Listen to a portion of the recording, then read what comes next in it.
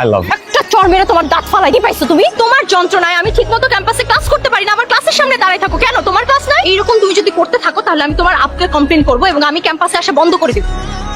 তুষি আসলে এটা তুষিকে দিবেন, ওর হাতেই দিবেন। বিয়ের গিফট আগে আগে দিলেন? বিয়ের গিফট আগে আর তুষি আবার তুষির বিয়ে মানে? গতকালকেও বর পক্ষে এসে দেখে গেছে। তোমার বিয়ে ঠিক হয়েছে? হ্যাঁ ঠিক হয়েছে।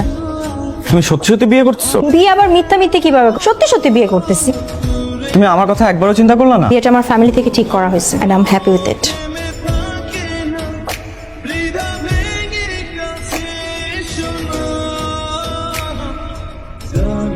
আচ্ছা কয়েকদিন হলো দেখছি না ও ক্লাস করে না। তুমি বলে ক্লাসে আসছে না, শুনেছি নাকি ভার্সিটি বদল।